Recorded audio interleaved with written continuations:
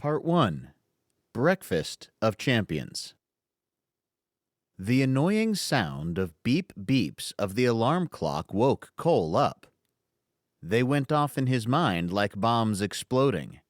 He slapped the damn thing to make it stop, peeking an eye open to see the time. The clock read 3:30. 5 more minutes, he groaned. When he looked at the clock again, the time read 6:06.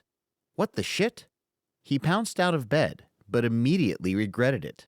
He groaned, grabbing his gut and covering his mouth to hold down some vomit.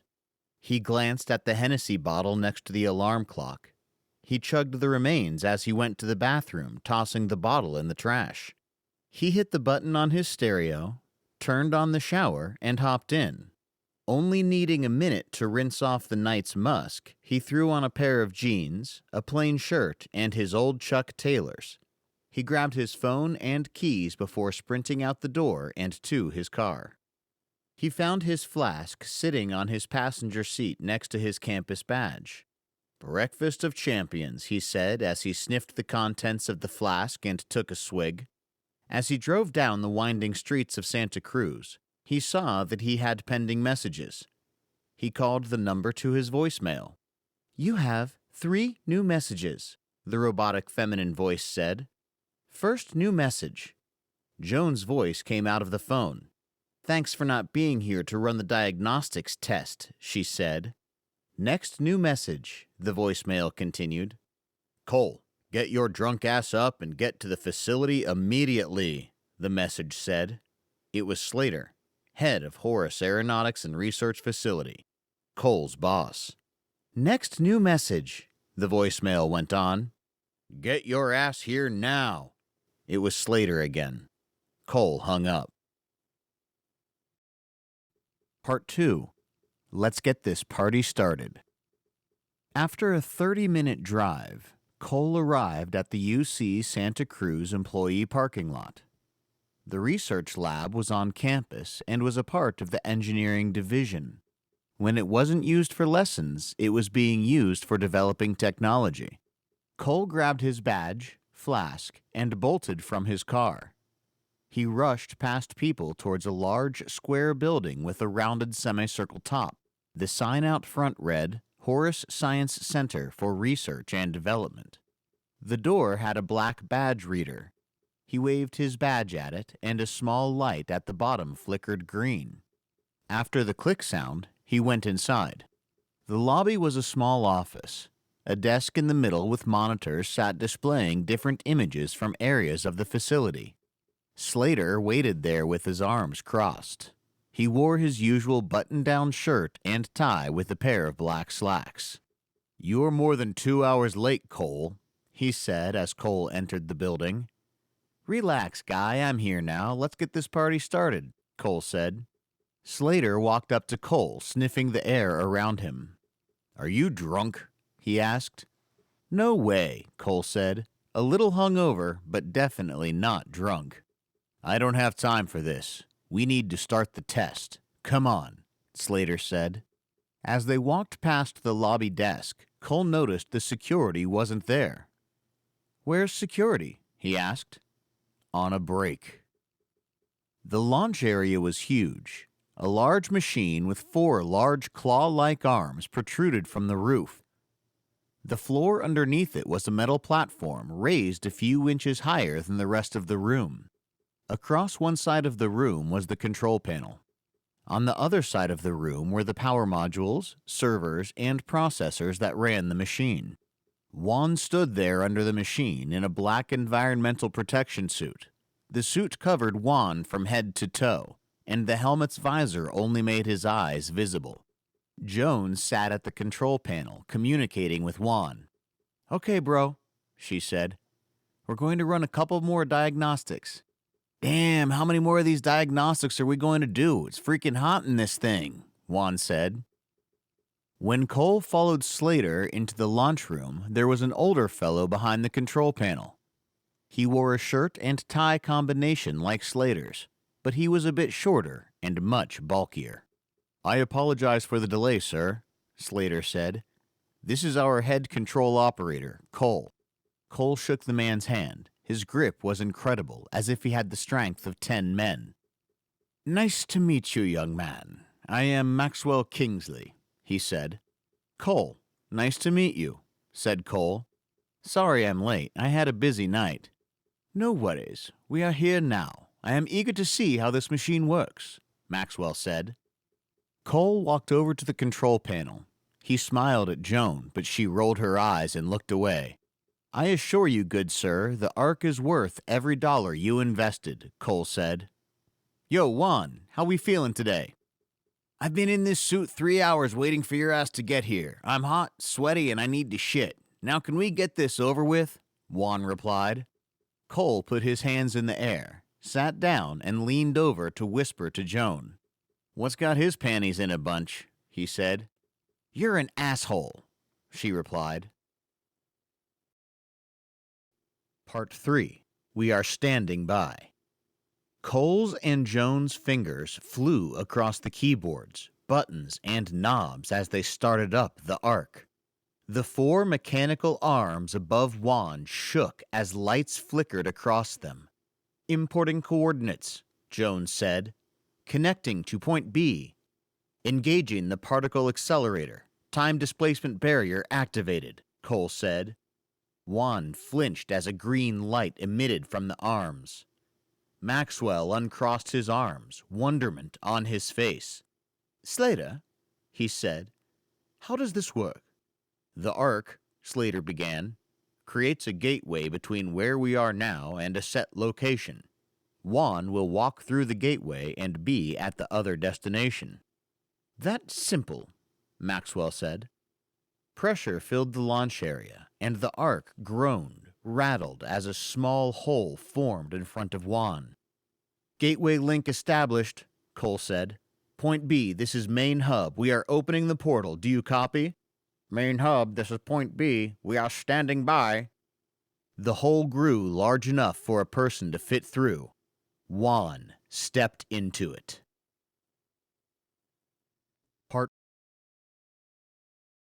Part 4.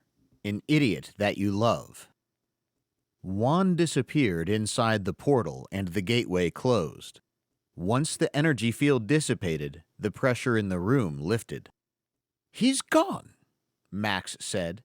Cole raised his hand for a high five, but Joan ignored it. "No need to worry," he gave Joan a look. "The access control operators at Point B will radio us his status." Joan pressed some buttons on the panel in front of her, which popped up a screen that displayed Juan's heart rate. "His heart rate is normal," she said. "We can call this mission a success." "Maybe we should celebrate, too." Cole glanced over his shoulder to make sure the others couldn't see. He pulled out his flask and took a sip. "Put that away," Joan snapped before punching him in the arm. As Cole flinched, liquor spilled onto the control panel. "Shit," he cursed as he tucked the flask into his pocket. Both Cole and Joan moved back as sparks burst from the panel. An eerie screech bellowed throughout the room. Everyone winced and covered their ears as the Ark shook. Cole and Joan glanced at each other, but she approached the panel first. Juan's vitals were sporadic, and his heart rate increased to a dangerous level. "Point B, do you copy?" Joan called, but there was only static coming back. "What the hell happened?" Maxwell asked. "Some miscalculations," Cole responded. "We're working on it." "You're an idiot," Joan whispered to him. Cole shrugged. "An idiot that you love." Then the 4 arms of the Ark telepad moved into place, and the machine turned on. The portal reopened, pressure began to fill the room, and the Ark exploded. Part 5. WTF just happened. The alarms in the building began to go off. Joan and Cole punched at buttons and keys, even as sparks surged from the control panel. A loud hum echoed through from the Ark, and a moment later they were in darkness. "Quick, cut the power back on," Slater yelled. Cole leapt over the control panel to the wall panel across the room. He opened and flipped every switch inside. The lights came back on. "Well," Cole said, That was fun. Everyone just ignored him. Juan was back in the launch area. He took in slow and deep breaths as smoke simmered from his environmental protection suit. After a moment, Joan asked, "Juan, are you okay?" They couldn't see his eyes through his visor, so she walked over and started to unbuckle his helmet, but recoiled immediately. "God damn it, that's hot!" she yelled. He grabbed her by the arms. "How could you leave me there?" he screamed as he squeezed her. Cole and Slater both rushed over to help her. Juan punched Cole in the face, sending him to the ground. Then he grabbed Slater by the throat and squeezed. "How could you leave me there?" he screamed. "What are you talking about?" Slater struggled to get out. Maxwell came from behind and put Juan into a sleeper hold. Juan struggled as he tried to shake Maxwell off, but then Juan passed out. "Can someone explain to me what the fuck just happened?" Maxwell demanded. Part 6. Tiny Bit of Liquor. They moved to the kitchen. It was a small room with a couple of cabinets, a fridge, a sink, a microwave, a couch, and one table with some chairs. Slater and Cole had dragged Juan to the sofa. Joan, Maxwell, and Slater sat at the table, while Cole pulled a Coke from the fridge, then opened the cabinets. He grabbed the empty coffee cup that sat next to the knife, and then mixed the Coke with the liquor in his flask. "Did you miscalculate the coordinates for the return?" Slater asked Joan. "No, but I am sure Cole can explain what happened," she said. Everyone looked at Cole as he put the cup to his lips. "I might have spilled a tiny bit of liquor into the CP," he said. "What?" Maxwell said. "Why would you bring alcohol here?" Slater asked. Maxwell rose from his seat, walked over to Cole, and slapped the drink out of his hand. He grabbed Cole by his shirt and pulled him close. "You know how much money I have invested in this," Maxwell said. "You put everything at risk for a drink." Maxwell pushed Cole and walked away. "We can't let this get out. The dean and department chairs are going to want to know what happened," he said.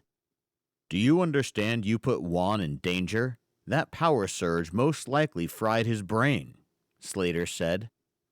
"And that equipment is all damaged," Maxwell added. "Hundreds of dollars down the drain." "I'm not a child," Cole said. "I understand the risk, but don't be quick to blame me. This could have happened from magnetic feedback from the pocket dimension." "I hate to admit it," Joan said, "but he has a point. Juan's heart rate increased to a traumatic rate." "Feedback from the what?" Maxwell asked. "The pocket dimension," Cole said. "It's what Juan had to pass through to get to point B." "What is he talking about, Slater? You never mentioned any pocket dimension." Slater shot a glance at Joan and then sighed. "It's part of the reason why the Ark can teleport something from here to there," he said. "It's a gateway between two physical locations." "Okay, but what's this all about?" "When something enters the portal, it passes through the pocket dimensions first. Then once it leaves the pocket dimension, it comes out at the location we set." "But there is always magnetic interference," Cole added. "So, Juan went into this pocket dimension?" Maxwell asked. "I'm not sure," Slater responded. "You bet my money on technology you're not sure about." "No, sir." Joan got up from the table. She pulled out her phone and began to dial a number as she walked out of the room. "I'm going to contact Point B to see if they can tell us something, and I'll call campus EMT services while I'm at it," she said. "Time works differently in the pocket dimension, so there is usually magnetic interference, but nothing like what happened today," Slater said. "So, that pocket dimension is to blame for this, not this idiot's mistake," Maxwell said, pointing a thumb at Cole. "I can't say," Slater said. Joan walked back into the room, and all eyes were on her. "What did they say?" Slater asked. I'm not getting any service, she said. Okay, let me try calling then, he responded. Guys, she said, where's Juan? Part 7. Let's go find the bastard. Where the fuck did he go? Maxwell asked. They looked around the kitchen, but Juan was nowhere. There was only a burnt impression of where he had laid on the couch. How did he slip out of here without any of us noticing? Slater asked. Magic, Cole said. I swear to God, if you say something else stupid, I'm going to punch you in the face, Maxwell said. Cole put his hands up. Did you see where he went while you were in the hall? Slater asked Joan. No, she said. He never walked past me. I'll go check the restroom, Maxwell said. I have to pee anyway. Slater, there are cameras in the lobby, right? Slater nodded. See what you can find. You two, he said to Joan and Cole. Go see if he went back to the launch area. Let's go find the bastard, Cole said. The facility wasn't too large, so the lobby was relatively close to the kitchen. When Slater arrived at the desk, he noticed the cameras only showed static. Shit. He took a seat, grabbed the mouse, and clicked for the feed to rewind. He observed the video. He stopped at the point when Juan entered the portal and disappeared. A moment later, Cole spilled liquor on the control panel. Freaking idiot. He watched the events unfold again. Sparks burst from the equipment and machine before the feed turned to static. What the hell happened? The restrooms were a few doors down from the kitchen. Maxwell pushed the women's door open, but didn't enter. Juan, you in here? No response. He continued to the men's restroom, walked up to the urinal, and pissed. At the sink, he let the water pool in his hands. Then he bent down to wash his face. When he came back, Maxwell saw Juan behind him in the reflection. Holy shit, he said. Juan then wrapped his arms around Maxwell's neck, putting him in a sleeper hold. Maxwell tried to free himself, but Juan's grip was like a vice. Maxwell's face went from white to blue as Juan choked him, cutting off his air. Maxwell struggled under Juan's grasp. He twitched and convulsed as his face turned dark purple. A moment later, Maxwell went limp, and Juan let his body fall to the floor. Chapter 8. Stop with all the creepy shit. When Joan and Cole got back to the launch area, it was baked in heat. They fanned themselves in an attempt to keep cool, but it was futile. So, are we going to talk about last night? Cole asked. Can you focus on looking for Juan? She responded. I mean, we had a good time, all things considered. She stopped in place, then turned to face him. All things considered? Like how you got drunk and passed out? Do you even know how you got home?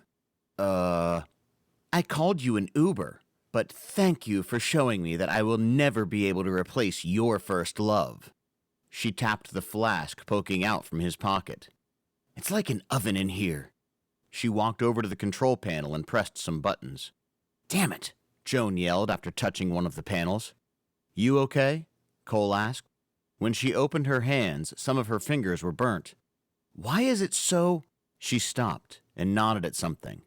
Cole looked at the ark, and there was Juan. He stood there like before, ominous and quiet. Juan, you good? Cole asked. He walked up to Juan, getting so close that he felt heat emanating from Juan's body. Sweat trickled down Cole's face, and his skin began to burn as if standing in 100-degree sunlight. Come on, guy, Cole said. Stop with all that creepy shit. Let's get you to the hospital, so... Juan grabbed Cole and flung Cole into the wall. Juan then looked at Joan. She wanted to run, but the lights cut out. When they cut back on, Juan was in front of her. Startled, she screamed and jumped back, but Juan grabbed her by the arms. He wrapped his arms around her like a hug. She squirmed, but couldn't free herself from his grasp. His suit burned her flesh, and she screamed in agony from the pain as the suit seared her skin. Juan, blood splattered from her mouth. You're hurting me. Why did you send me there? He whispered in her ear. He tortured me for years. Now he wants you too. Her bones snapped, and her skin burnt against him as he crushed her. Blood seeped from her eyes, and he let her body fall to the floor. Hell. Slater paced back and forth behind the lobby desk, phone to his ear, waiting for someone to pick up.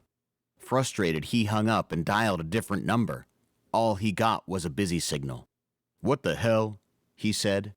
He looked at his phone, confused why his calls weren't going despite having service.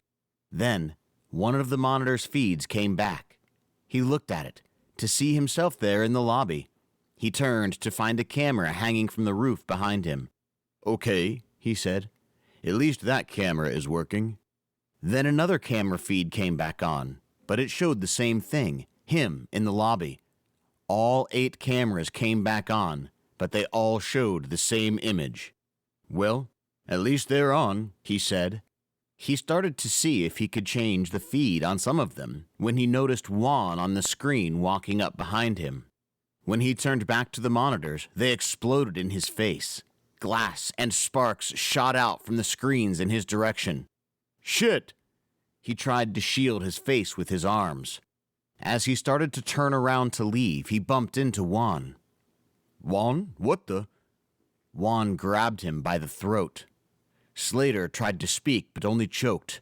Juan snapped his neck. Cole woke up to find he was still in the launch area. His head, back, and ribs ached. He looked around but didn't see Juan anywhere. "Yeah, better run," he said. With some effort, he got on his feet. With heat inside the launch area sweltering, he noticed a body next to the control panel. It was burnt and crushed. He went over to it. "Joan!" He held back tears. He left the launch area, but the heat seemed to follow him. He used the wall to hold himself up as he went down the hall. When he got to the restroom, he pushed the door in. Maxwell laid there on the floor, his eyes bulged out, his face purple. Cole resisted the urge to vomit and continued forward. Once back in the kitchen, he searched the cabinet until he found the knife he saw earlier. He heard a clank and looked up. He saw nothing, but tucked the knife away. He closed the cabinet and Juan was there. He jumped, nearly tripping over his own feet. Juan flung him across the room and he crashed into the table. Sore, Cole started to crawl away. "You sent me there," Juan groaned as he stalked Cole. "Sent you where?" Cole asked. Cole looked behind him, but Juan was no longer there. He was hoisted up by burning hands around his neck. "To hell," Juan said through gritted teeth. Cole's neck burned as Juan crushed his throat. The room began to go dark, but Cole remembered the knife in his hand. He plunged it right into Juan's ear and forced it in as deep as he could get it. Juan released his grip and Cole dropped to the ground. Cole gasped for air but immediately retched as vomit forced its way from his body. He left the kitchen and headed for the lobby. He saw Slater dead on the ground, the bones in his neck poking out in awkward directions. Cole continued to the exit. Outside the research center, students had gathered into a crowd. One screamed as she saw Cole come out. "Call 911," someone said.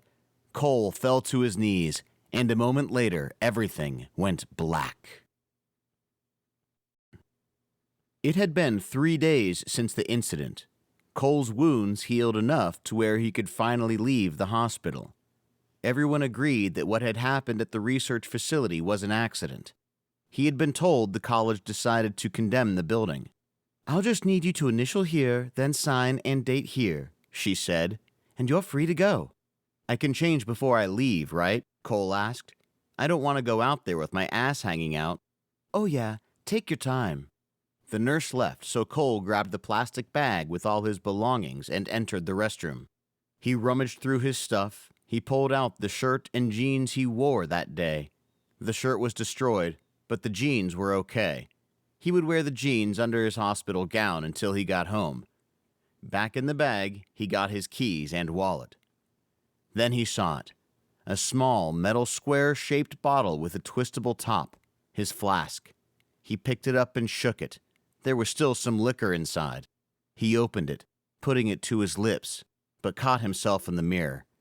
He stopped and poured the liquor down the drain. He tossed the flask in the trash, then cut the water on and washed his hands. When he bent over to wash his face, his reflection lingered in the mirror. The end.